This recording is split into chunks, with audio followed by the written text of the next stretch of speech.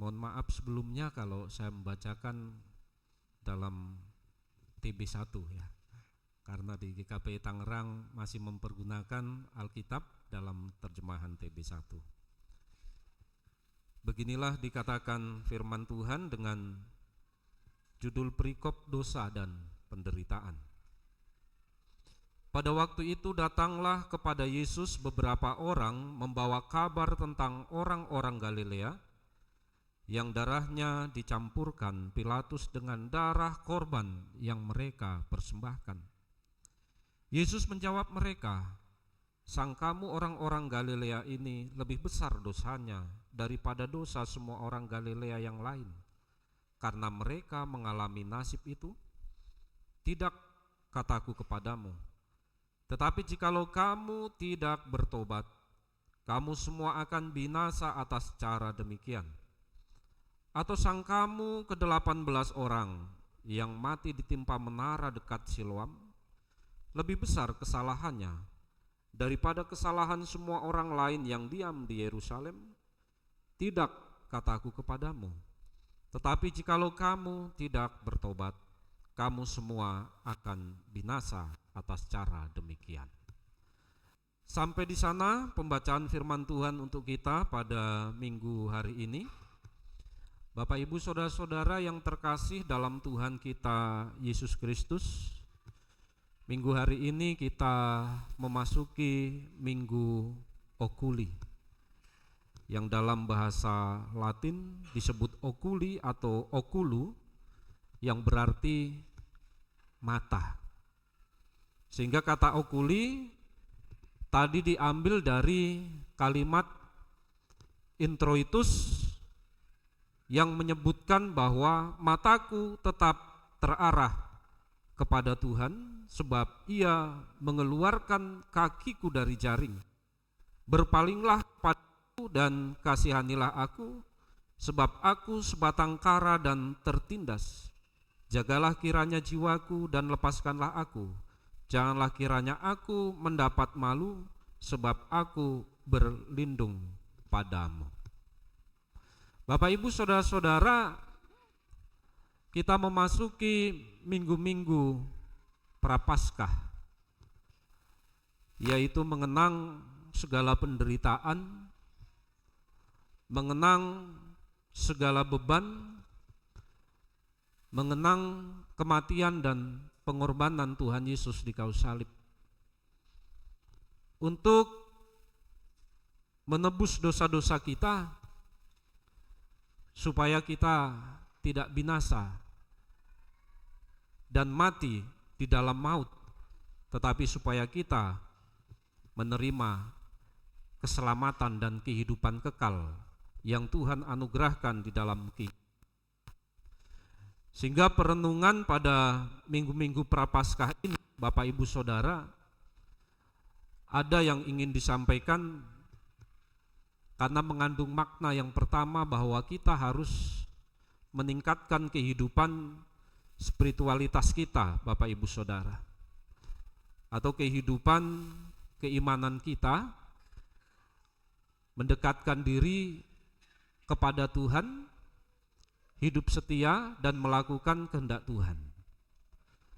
Karena memang hari-hari di dunia ini bertambah jahat, Bapak Ibu Saudara, dengan kehidupan-kehidupan yang dipengaruhi oleh hawa nafsu kedagingan, hawa nafsu dunia, dan hawa nafsu setan. Selain daripada kehidupan moral yang bertentangan dengan kehendak Tuhan, kita juga diperhadapkan dengan situasi kondisi yang terjadi pada saat ini, di mana bencana-bencana alam juga semakin meningkat ya. Terakhir ini terjadi banjir ya, khususnya di daerah Bekasi. Bahkan sampai masuk ke gereja kita juga kan gitu ya, yang ada di Bekasi. Bahkan rumah pendeta yang ada di sana juga kena musibah banjir. Bahkan saya dengar rumah dinas Korwil juga kena banjir. Jemaat yang ada di GKPI Bekasi juga mengalami musibah hal tersebut. Lalu kemudian adanya banjir dan tanah longsor di Parapat, begitu ya, yang memang dampaknya dirasakan oleh saudara-saudara kita yang ada di sana. Lalu kemudian banjir bandang yang ada di Padang Sidempuan juga, Bapak Ibu Saudara.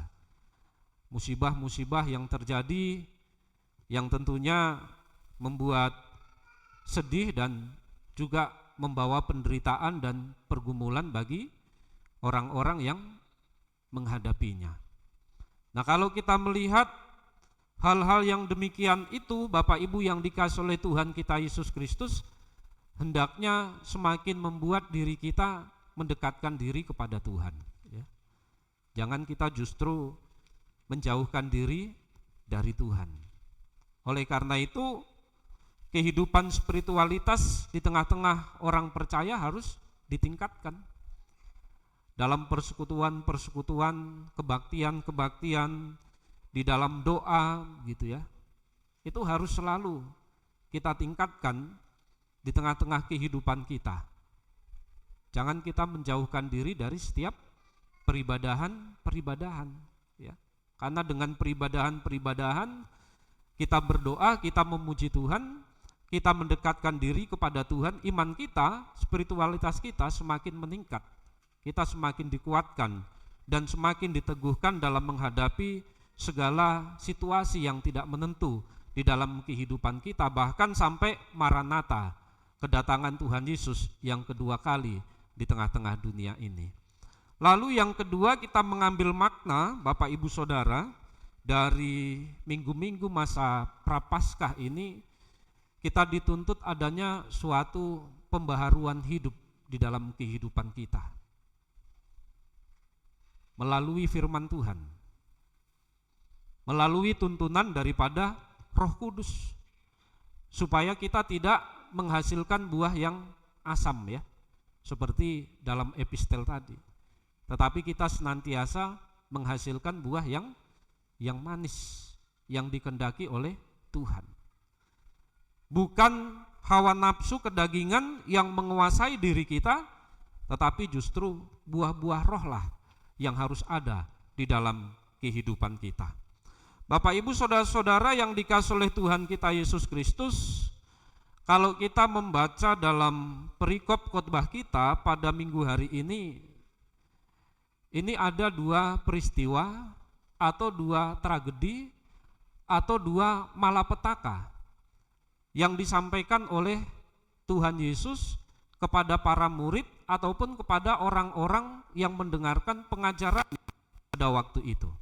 Tragedi yang pertama adalah orang-orang Galilea yang darahnya dicampurkan Pilatus dengan darah korban yang mereka persembahkan.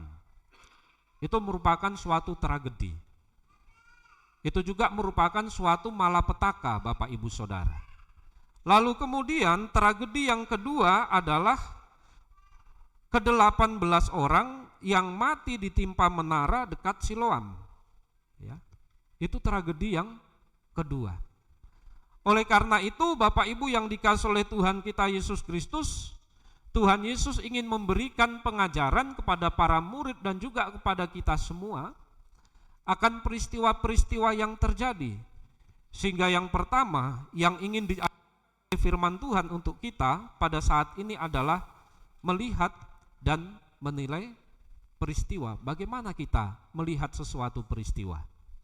Kalau dalam konteks firman Tuhan ini ada dua peristiwa, ada dua tragedi, ada dua malapetaka Bapak Ibu yang dikasihi oleh Tuhan kita Yesus Kristus yang disampaikan oleh Tuhan Yesus.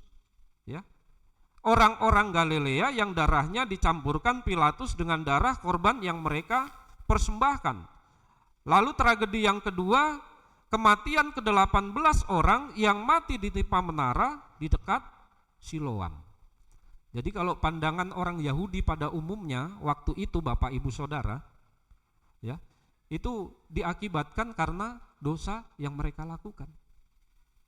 Itu diakibatkan karena kejahatan dan pelanggaran yang dilakukan oleh orang-orang yang menerima petaka musibah pada waktu itu.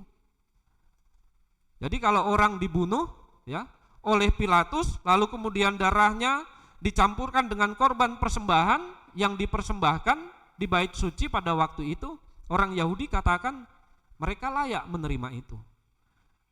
Sebab orang yang mati yang disembelih itu orang yang berdosa, orang yang melakukan kesalahan, dan orang yang melakukan kejahatan.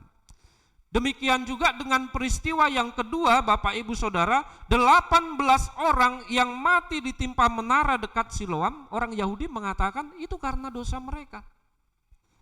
Itu karena pelanggaran mereka. Itu karena kejahatan mereka di hadapan Tuhan, sehingga mereka yang mati, 18 orang itu ditimpa menara di dekat kolam Siloam, layak menerima itu. Begitu ya. Nah ini kalau orang Yahudi kan pintar dalam soal menghakimi gitu ya, ahli-ahli Taurat, orang-orang Farisi kan begitu ya, pintar dalam hal menghakimi. Dia menilai Bapak Ibu Saudara sesuatu peristiwa itu dan mereka berspekulasi tentang hal peristiwa yang terjadi, musibah yang dialami oleh orang lain. Apakah orang yang menilai itu, apakah orang yang melihat itu sudah benar? Sudah hidup suci, sudah hidup kudus di hadapan Tuhan, sehingga berhak untuk menghakimi orang lain ketika orang lain mengalami bencana dan musibah. Ini kan sangat tragis sekali ya.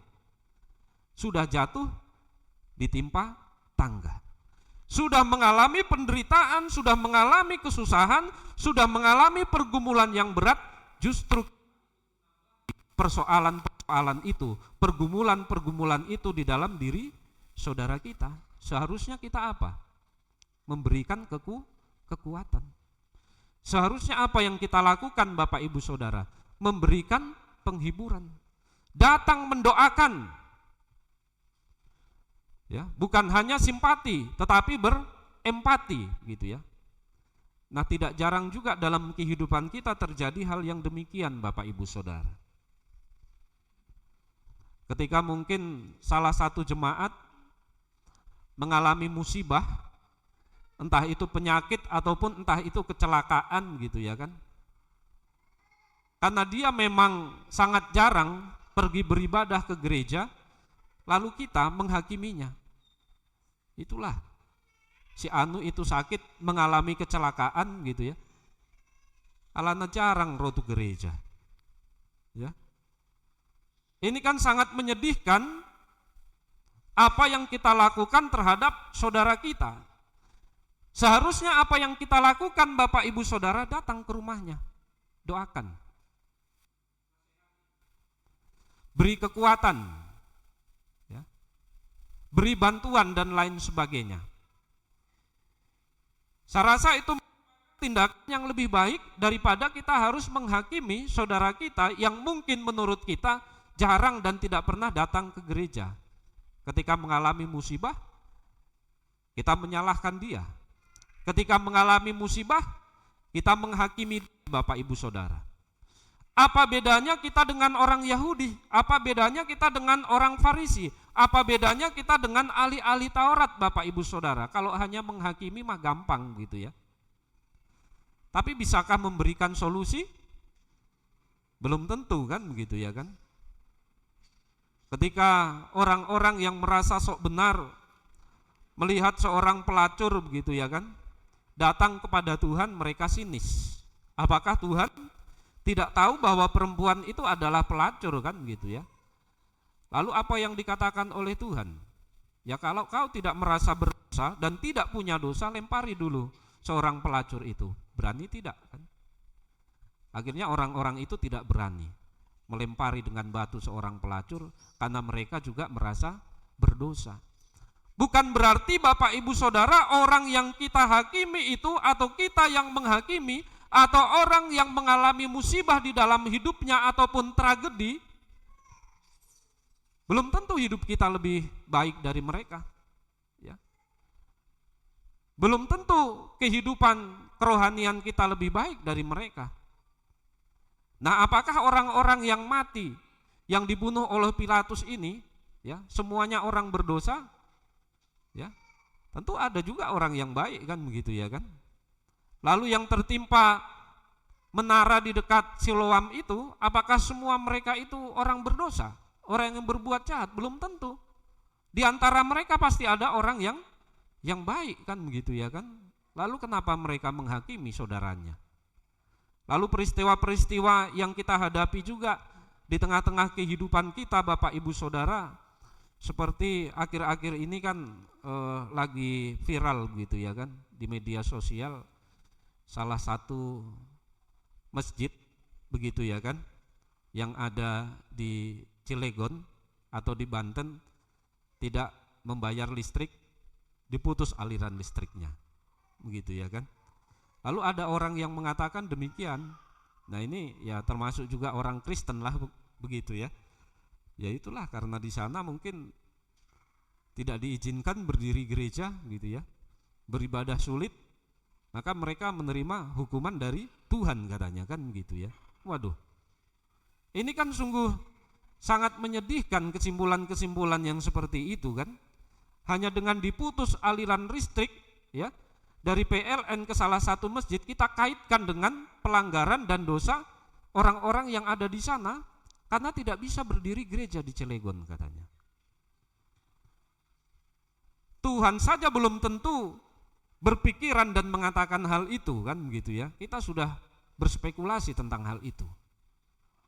Ya, lalu kemudian tsunami yang terjadi di Banda Aceh tahun 2004 yang lalu kan begitu ya. Luluh lantah begitu ya kan. Banyak orang yang meninggal. Banyak orang yang menderita. Bergumul soal tsunami yang ada di Banda Aceh. Lalu kita orang Kristen kait-kaitkan juga kan, itulah mereka menerima hukuman daripada Tuhan karena di sana sering terjadi pembakaran gereja katanya. Ya, sulit mendirikan gereja kan begitu ya kan. Lah yang mati itu bukan hanya saudara kita yang di sana kan, orang Kristen juga ada yang meninggal. Orang Kristen juga ada yang mengalami penderitaan yang berat, rumahnya hancur, ya kan, usahanya juga ludes gitu ya, harta bendanya juga hanyut terbawa oleh arus tsunami gitu ya kan. Apa kita berani mengatakan bahwa mereka yang mengalami peristiwa itu, tsunami di Banda Aceh tahun 2004 adalah orang-orang yang berdosa? Banyak saudara-saudara kita orang Kristen di sana ya, Amanginang ya, yang mengalami penderitaan yang berat, lalu kita kait-kaitkan juga bahwa mereka yang mengalami hal itu karena dosanya itu, karena kejahatannya itu kan. Waduh, ini sungguh sangat luar biasa ya kelebihan kita kan gitu ya dalam menghakimi saudara-saudara kita, baik yang Kristen maupun yang non-Kristen ya. Kita harusnya berkaca Bapak Ibu Saudara dengan melihat dan menilai suatu peristiwa, apakah kita memang sudah hidup benar di hadapan Tuhan. Apakah kita memang sudah layak hidup di hadapan Tuhan, kan begitu ya. Jangan-jangan justru kita yang menghakimi belum tentu layak hidup di hadapan Tuhan, dan belum tentu lebih baik kehidupan kita dari mereka yang mengalami peristiwa-peristiwa tragis, malapetaka, penderitaan, pergumulan dan permasalahan kan gitu ya. Bagaimana kalau peristiwa itu menimpa kita? Apa yang mau kita katakan? Apakah berani kita mengatakan karena aku orang berdosa Tuhan katanya, karena aku sudah berbuat kejahatan, karena aku sudah melanggar firman-Mu gitu ya. Berani tidak kita mengatakan hal itu? Jangan-jangan penghakiman itu diberikan kepada orang lain dan tidak diperuntukkan untuk diri kita sendiri. Sehingga memang benar kalau ada istilah dalam bahasa Indonesia mengatakan senang melihat orang susah, susah melihat orang senang. Orang senang pun kita hakimi gitu ya. Apalagi orang yang susah kan begitu ya kan, kita hakimi juga. Memang ruwet kehidupan kita ini Bapak Ibu Saudara kalau kita memandang bahwa diri kita ini paling benar dibandingkan dengan orang lain.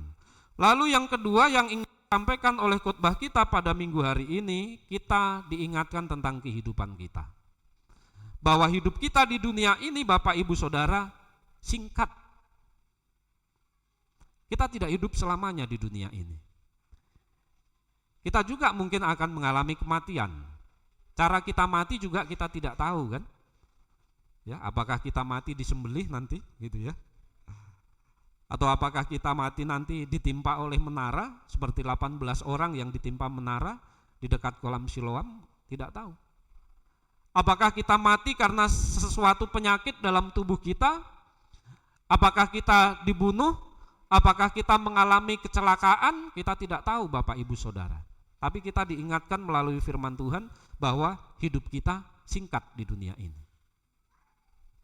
Mungkin umur kita 70 tahun udah hebat ya, begitu ya. Walaupun ada orang yang umurnya sampai ya 90 tahun, bahkan lebih dari 100 tahun itu sangat luar biasa begitu ya. Tapi rata-rata manusia hidup di karunia Tuhan umur 70 tahun itu sudah sangat luar biasa dan berkat Tuhan kalau menurut saya. Tapi kehidupan itu pun Bapak Ibu Saudara singkat kan gitu ya. Singkat kehidupan itu. Bahkan di dalam firman Tuhan mengatakan hidup daripada manusia itu Bapak Ibu Saudara hari-harinya seperti rumput ya, dalam Mazmur 103 ayat 15. Akan layu, kering, lalu kemudian akan mati. Seperti itulah kehidupan manusia. Lalu kemudian dalam Amsal 27 ayat 1, janganlah memuji diri karena esok hari, karena engkau tidak tahu apa yang akan terjadi hari itu. Gitu ya. Kita tidak tahu apa yang akan terjadi dalam kehidupan kita Bapak Ibu Saudara. Oleh sebab itu ya, kehidupan kita yang singkat ini mari kita pergunakan dengan baik gitu ya. Dengan melakukan apa yang Tuhan perintahkan di dalam kehidupan kita. Bertobat kalau kita melakukan dosa. Kalau kita tidak bertobat, maka kita akan binasa gitu ya. Nah, melalui hal yang kedua ini Bapak Ibu yang dikasih oleh Tuhan kita Yesus Kristus, siap sedialah. Kapanpun Tuhan memanggil kita sih siap. Itu yang terpenting ya. Bukan bagaimana cara mati yang itu yang kita pikirkan kan. Iya kan? Kita tidak tahu bagaimana cara mati kita gitu ya. Mungkin kita memohon kepada Tuhan ya, kalau boleh saya mati tiba-tiba lah Tuhan kan gitu ya. Jangan kena penyakit. Akan merepotkan anak-anak, akan merepotkan keluarga. Itu permohonan kita kan gitu ya. Tapi kalau Tuhan berkehendak lain ya, kita tidak bisa berbuat apa-apa Bapak Ibu yang dikasih oleh Tuhan kita Yesus Kristus. Maka kalau kita mengetahui bahwa hidup kita ini singkat di tengah-tengah dunia ini Bapak Ibu Saudara, dengan segala macam godaan dari dunia maupun dari iblis, apa yang harus kita lakukan? Sebab dosa selalu mengintai dalam kehidupan kita. Tidak ada manusia yang tidak berdosa, semua berdosa. Maka apa yang harus kita lakukan? Sesuai dengan tema dikatakan, bertobat agar tidak binasa. Bertobat agar tidak binasa. Hanya itu jalan satu-satunya Bapak Ibu Saudara, supaya kita tidak mengalami kematian kekal. Supaya kita tidak binasa, maka yang harus kita lakukan adalah bertobat. Jadi bertobat itu yang dimaksud ya, percaya kepada Tuhan, memperbaharui kehidupan kita, mengakui segala pelanggaran dan dosa-dosa kita di hadapan Tuhan. Sehingga kalau kita melaksanakan ibadah minggu ya, kita selalu ada doa pengakuan dosa. Lalu ada janji Tuhan tentang pengampunan dosa. Jadi kita selalu diingatkan Bapak Ibu Saudara. Martin Luther sendiri mengatakan ketika kita masih hidup di dunia ini, kita adalah manusia yang berdosa, tetapi kita juga adalah sekaligus manusia yang sudah dikuduskan oleh darah Kristus yang dicurahkan kepada kita di atas kayu salib. Jadi kalau kita sadar bahwa kita manusia yang penuh dengan dosa Bapak Ibu Saudara, kita butuh pertobatan supaya kita tidak binasa. Sebab Tuhan tidak menghendaki kematian orang fasik, tetapi pertobatannya. Jika ada satu orang bertobat, maka ada sukacita di sorga, sorak-sorai di sorga, bersama dengan malaikat-malaikat yang ada di sorga, Bapak Ibu Saudara. Karena itu pertobatan paling penting di dalam kehidupan kita. Pertobatan tidak cukup satu kali, tetapi pertobatan harus dilakukan terus-menerus. Ya. sampai kita memiliki pengenalan yang benar terhadap Kristus dalam kehidupan kita pribadi lepas pribadi. Segala peristiwa yang terjadi jangan berspekulasi, biarlah Tuhan yang menghakimi, biarlah Tuhan yang menghukum. Karena apa? Hukum sebab akibat itu Bapak Ibu Saudara belum tentu itu bisa terjadi dalam setiap situasi dan kondisi. Suatu ketika murid-murid Tuhan Yesus bertanya kepada Tuhan Yesus ketika melihat seorang anak yang lahir. Apa yang menjadi pertanyaan murid-murid Tuhan Yesus ketika melihat hal itu? Guru, siapa yang salah? Apakah orang tua yang melahirkannya? Atau apakah anak itu yang berdosa? Apa yang dikatakan oleh Tuhan Yesus? Bukan orang tuanya dan bukan anak itu, tetapi supaya nyata pekerjaan dan karya Allah di tengah-tengah dunia ini. Ya. Jadi kalau kita melihat ada orang yang mengalami cacat fisik, jangan kita terus menghakimi, itu karena ulah orang tuanya, itu karena dosa orang tuanya, atau itu karena dosa anaknya. Tidak, Bapak Ibu Saudara. Tetapi supaya nyata karya Allah dan pekerjaan Allah di tengah-tengah dunia ini. Buktinya banyak orang yang buta sejak lahirnya justru memiliki talenta yang sangat luar biasa kan. Anak-anak Yapentra itu yang ada di Tanjung Morawa, Bapak Ibu Saudara, sangat luar biasa itu. Walaupun mereka buta, tidak bisa melihat, tapi talentanya banyak. Mereka pintar bermain musik, mereka juga pintar bernyanyi, bahkan pernah membuat konser, begitu ya kan. Lalu kemudian juga membuat karya-karya untuk bisa dijual. Apakah itu bukan pekerjaan Allah? Apakah itu bukan karya Allah yang harus disyukuri? Walaupun di sisi lain mungkin ada rasa yang tidak terima dengan apa yang dialami, tetapi supaya nyata pekerjaan dan karya Allah bagi dunia ini. Lalu kemudian kisah Ayub juga yang begitu tragis, begitu ya. Hartanya ludes, lalu kemudian mengalami sakit penyakit. Apakah itu bisa kita katakan bahwa itu karena dosanya, karena kejahatannya? Padahal Ayub sendiri adalah orang yang saleh, orang yang taat, orang yang rajin beribadah, orang yang setia kepada Tuhan. Tetapi mengapa dia mengalami peristiwa yang tragis itu, kan begitu ya. Jangan berspekulasi terhadap segala sesuatu hal yang terjadi di tengah-tengah dunia ini melalui bencana, melalui musibah yang terjadi. Biarlah Tuhan yang menentukan.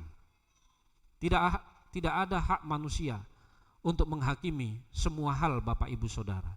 Karena sewaktu-waktu juga itu akan menimpa dalam kehidupan kita. Sewaktu-waktu itu juga akan kita alami dalam kehidupan kita. Rasul Paulus sendiri katakan, ya, ketika aku hidup untuk Kristus, ketika aku mati untuk Kristus. Baik hidup ataupun mati, aku adalah milik Kristus. Kiranya Tuhan yang senantiasa berdaulat di dalam kehidupan kita semua. Amin, kita berdoa.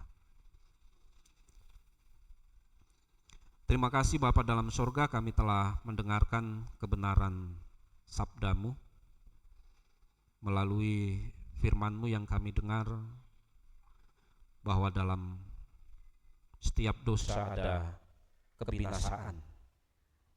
Oleh karena itu, ajari kami supaya kami menjauhkan diri kami dari dosa, supaya kami tidak binasa. Tetapi kami boleh memperbaharui kehidupan kami melalui tuntunan dan bimbingan Roh-Mu yang kudus, agar kami tetap mampu untuk melakukan hal yang benar di hadapan Tuhan. Sebab kami yakin dan percaya bahwa ketika kami bersandar berserah kepada Tuhan, Tuhan berikan didikan dan pengajaran kepada kami. Kami hidup seturut dengan kebenaran firman Tuhan. Kami tidak hidup menuruti hawa nafsu dunia ini, tetapi kami boleh menghasilkan buah-buah roh di dalam kehidupan kami. Kami juga boleh menyikapi setiap hal yang terjadi di tengah-tengah dunia ini dengan pemikiran-pemikiran yang positif, bahwa Tuhan berdaulat atas kehidupan kami dan alam ciptaan-Mu. Oleh karena itu, segala peristiwa yang terjadi tidak lepas dari kendali Tuhan. Biarlah kami tidak menghakimi atas peristiwa yang terjadi, baik di alam ciptaan Tuhan maupun dalam kehidupan saudara-saudara kami sesama manusia. tetapi kami semakin mengintrospeksi diri agar kami juga semakin memperbaharui kehidupan kami ke arah yang lebih baik yang Tuhan kehendaki lakukan dalam hidup kami, supaya hidup kami ini sepenuhnya menjadi persembahan yang kudus, yang harum, yang berkenan di hadapan Tuhan. Pelihara kami dan kasihanilah kami orang yang berdosa ini ya Tuhan, supaya kami benar-benar layak menerima anugerah kehidupan kekal yang Tuhan berikan di dalam kehidupan kami. Kami juga berdoa buat seluruh umat Tuhan yang ada di GKPI Jemaat Khusus Depok, mulai dari anak-anak, dewasa hingga lansia. Tuhan yang menuntun, memelihara, dan Tuhan berikan kesehatan berkat dalam kehidupan mereka. Demikian juga kami berdoa buat jemaat Tuhan yang pada saat ini sedang menderita sakit penyakit maupun dalam proses pemulihan, dari anak-anak hingga dewasa serta lansia. Tuhan tumpangkan tangan-Mu yang penuh kuasa, angkat segala penyakit dalam tubuh mereka, agar mereka yang sakit dapat pulih, sehat seperti sedia kala, boleh beraktivitas dan boleh bersama-sama beribadah, memuji, memuliakan nama Tuhan. Demikian juga kami berdoa buat para pelayan Tuhan, hamba-hamba Tuhan yang ada di gereja-Mu di tempat ini, mulai dari pemimpin jemaat, PHJ dan majelis. Biarlah Tuhan berikan semangat, kekuatan agar boleh setia melaksanakan tugas panggilan yang Tuhan anugerahkan dalam kehidupan mereka untuk pujian dan kemuliaan bagi nama-Mu. Secara khusus hamba-Mu berdoa buat setiap keluarga yang merayakan ulang tahun pernikahan periode 17 Maret sampai 23 Maret, keluarga Bapak Chandra Julius Foster Manalu dan Ibu Rismawan Manurung, keluarga Bapak Parulian Sibarani, Ibu Mala Juwita Panggabean, keluarga Bapak Darman Nenggolan, Ibu Rotua Parhusip. Tuhan yang mempersatukan mereka dalam kehidupan rumah tangga, biarlah Tuhan memberkati dalam kehidupan keluarga mereka ya Tuhan. Tuhan berikan sukacita, kebahagiaan, kerukunan, damai sejahtera, supaya mereka juga boleh menjadi berkat bagi keluarga-keluarga yang lain. Apa yang menjadi harapan, cita-cita, kerinduan setiap keluarga ini, Tuhan memberkati dan turut campur tangan, agar semuanya boleh terjadi sesuai dengan kehendak Tuhan. Demikian juga hamba-Mu berdoa kepada jemaat Tuhan yang merayakan ulang tahun kelahiran periode 17 Maret sampai 23 Maret, yaitu buat saudara kami Gabrio Samdo Purba, buat ibu yang terkasih Teominar Sinurat, dan saudara Francisco Rainanda Siagian. Biarlah Tuhan beri kesehatan, panjang umur, dan berkat di dalam kehidupan jemaat Tuhan yang merayakan ulang tahun kelahiran. Biar mereka boleh mensyukuri anugerah Tuhan dengan bertambahnya usia. Ajari mereka juga mempergunakan hari-hari sisa kehidupan mereka di tengah-tengah dunia ini untuk melakukan apa yang baik, yang benar, sehingga hidup mereka persembahkan kepada Tuhan, menjadi pujian kemuliaan bagi nama-Mu. Apa yang menjadi harapan, cita-cita dan kerinduan bagi jemaat Tuhan yang berulang tahun kelahiran, biarlah Tuhan yang memberkati dan turut campur tangan agar semuanya boleh terjadi seturut dengan kehendak-Mu. Ampuni kami akan dosa kami, supaya kami layak hidup di hadapan-Mu. Dalam nama Yesus kami berdoa dan mengucap syukur. Amin.